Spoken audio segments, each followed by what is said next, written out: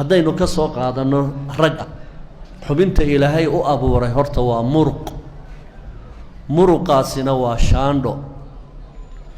shaandho sida maxaanku idhaahdaa isbuunyadan firaashyadeenoo kale haddii biyo la saaro soo biyaha ma nuugaan sidaasoo kale ayuu dhiigga u nuugaa muruqaas waa isbuunyo oo kale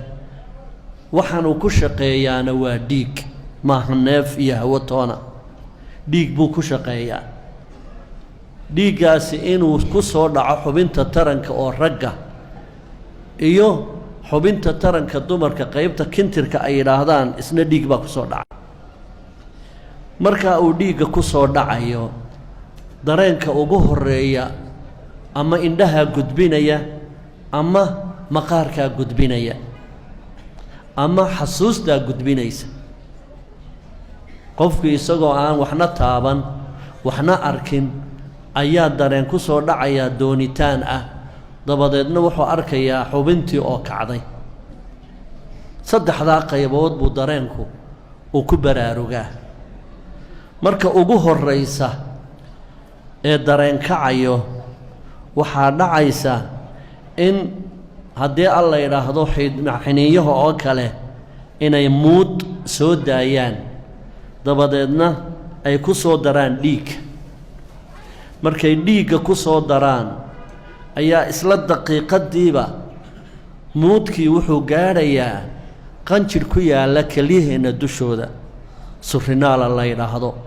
oo muhiim u ah nolosheenna waaxyo badan qanjirkaasi farriintii buu akhriyayaa muudkii xiniiyuhu soo daayeen ayuu farriintoodii akhriyayaa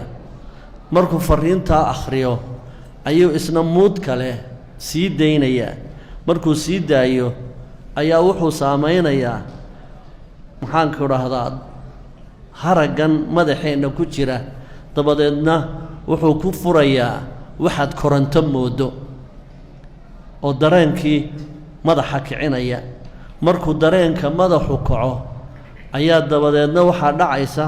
qanjirkaa la yidhaahdo pituitary galaanka oo boqorka qanjidhada oo dhan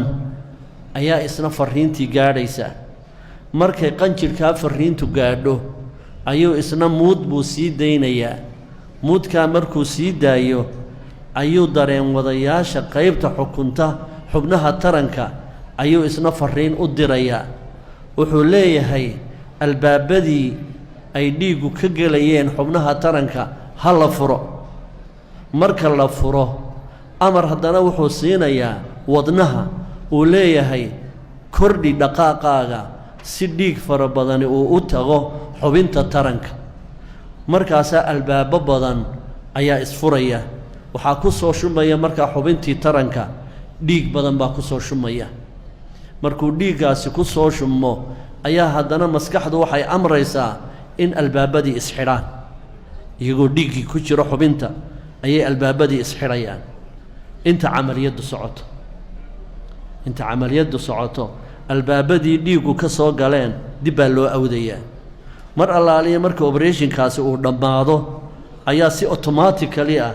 ayaa albaabadii isu furayaan dabadeedna dhiiggii sistamkiisii buu dib ugu noqonayaa